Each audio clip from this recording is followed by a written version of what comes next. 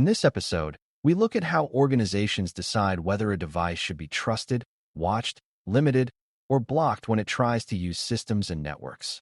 Endpoint security and network access control work together because a user account is only part of the picture.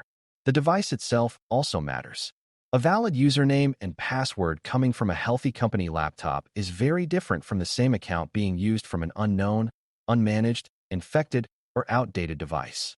That is why security teams use controls such as endpoint detection and response, EDR, extended detection and response, XDR, antivirus, network access control, NAC, captive portals, 802.1x, and posture checks.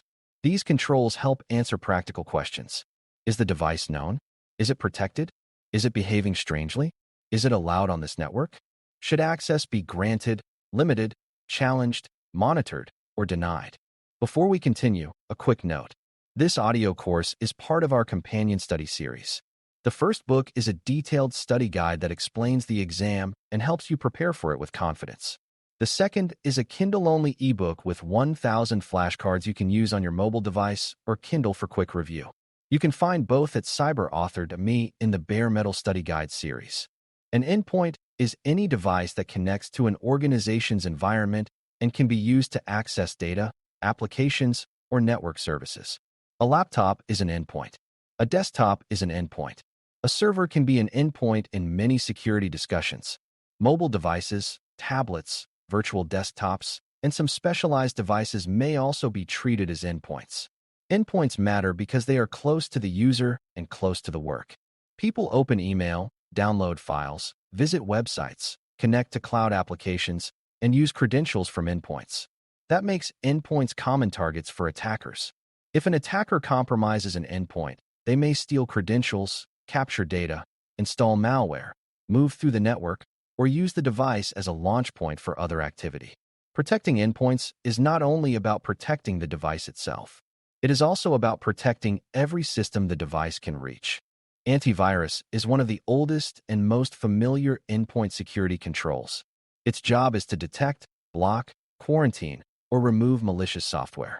Traditional antivirus relied heavily on signatures, which are recognizable patterns associated with known malware. If a file matched a known bad pattern, the antivirus tool could flag it. Modern antivirus often includes more than simple signature matching. It may use behavior analysis, reputation information, machine learning, cloud lookups, script inspection, and exploit prevention. Still, the basic purpose remains the same. Antivirus is designed to stop or reduce malware risk on endpoints. It is especially useful against known threats, common malware families, malicious downloads, and suspicious files. The limitation is that attackers change their tools. New malware, modified malware, fileless techniques, and abuse of legitimate tools can sometimes evade traditional detection.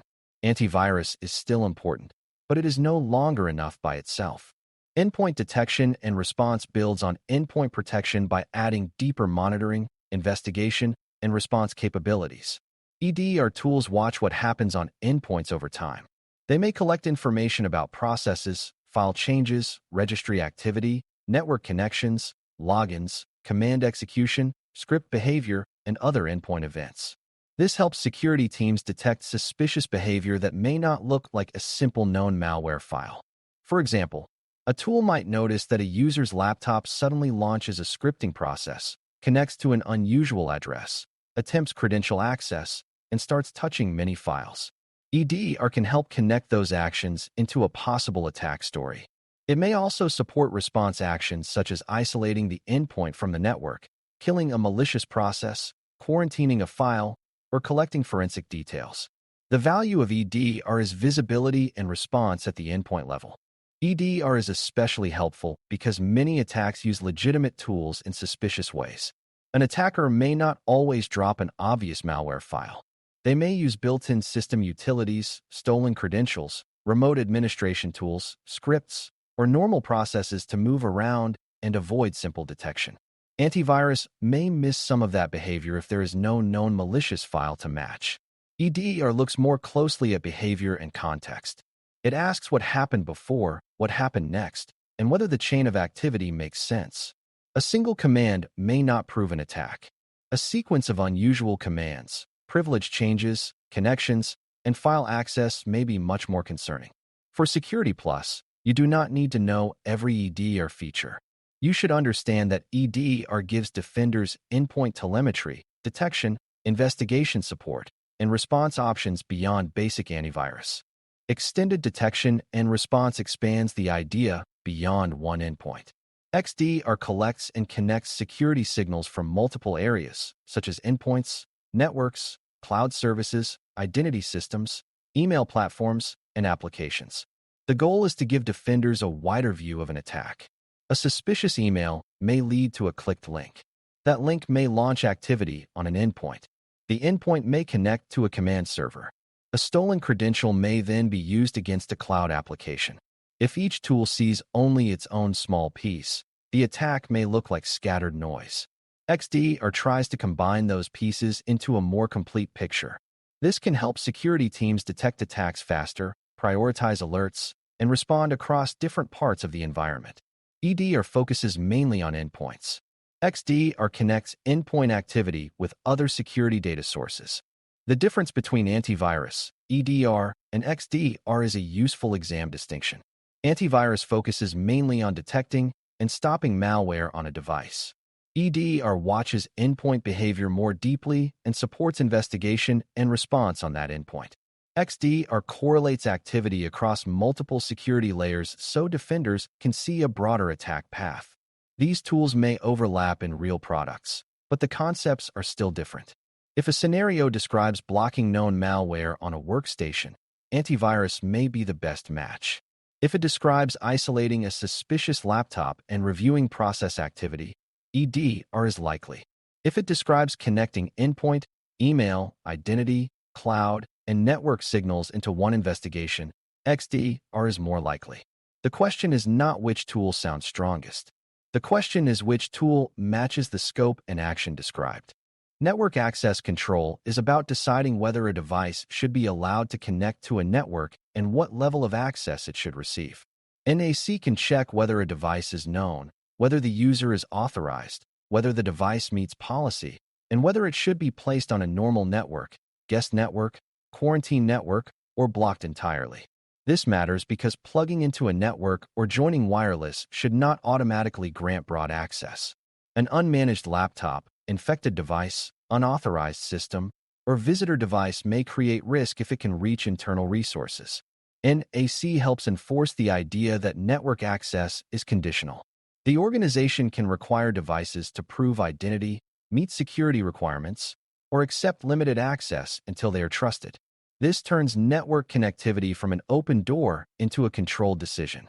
A captive portal is a web page or access screen users see before they receive full network access. You have probably seen this in hotels, airports, coffee shops, campuses, or guest wireless networks. The portal may ask the user to accept terms, enter a room number, provide a guest code, sign in, pay for access, or register an email address. In business environments, captive portals are often used for guest access or lower trust networks. They are not usually the strongest form of device authentication by themselves, but they provide a controlled entry point. A captive portal can separate guest users from internal systems, present acceptable use rules, and collect limited identity or access information.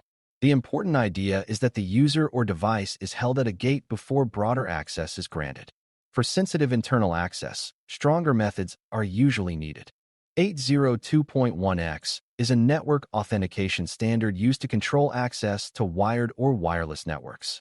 It is often associated with port-based access control. Before a device is allowed onto the network, it must successfully authenticate.